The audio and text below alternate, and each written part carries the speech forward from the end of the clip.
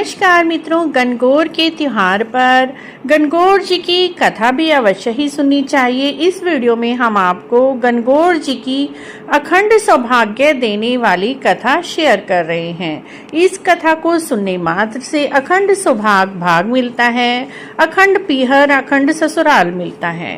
कहानी इस प्रकार है। एक बार भगवान शिव जी देवी पार्वती जी के साथ पृथ्वी भ्रमण को निकले। उन्होंने देखा एक गांव में सुंदर रमणीय स्थान था और वहां पर शिव पार्वती का मंदिर था।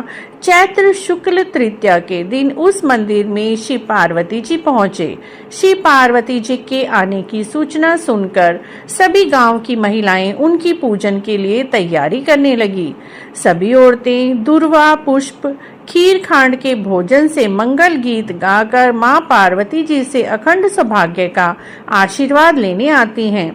समस्त गांव में यह सूचना फैल जाती है। आज चैत्र शुक्ल तृतीया के दिन ईसर गोरा पूजने से अमर सुहाग अमर पीहर मिलेगा।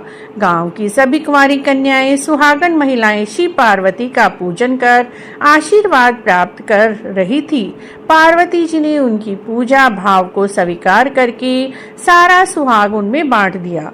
मां पार्वती जी ने अखंड सुहाग सारा सुहाग बांट दिया, परंतु गांव की कुलीन स्त्रियां उनके पूजन के लिए थोड़ी देर से पहुंची, क्योंकि उनके लिए भोग बनाने में उन्हें थोड़ा देर हो गई थी। स्त्रियां मन से विश्वास से इस पूजा को समाप्त कर रही थी।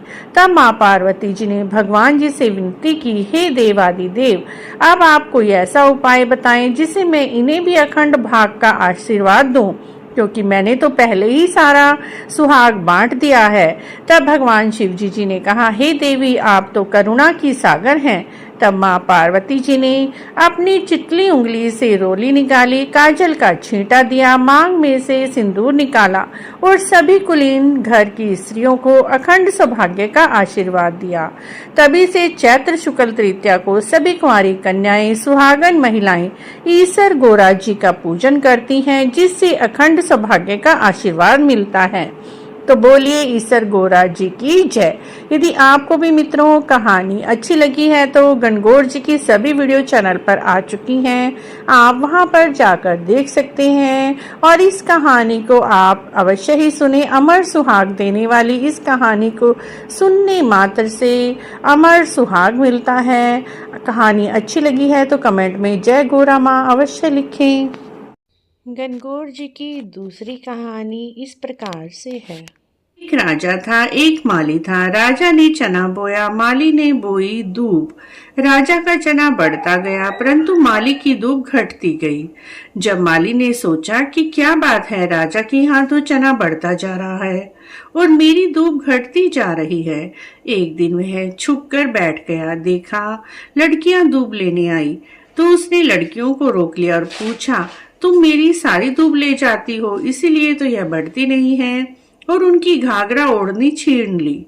तब लड़कियां बोली, हम 16 दिन की गणगौर पूजती हैं, हमारा घाघरा और ओढ़नी दे दो। 16 दिन के बाद गणगौर की पूजा होती है और हम तुम्हें लापसी और कुंडला भरकर हलवा दे जाएंगी। माली ने सबके कपड़े दे दिए।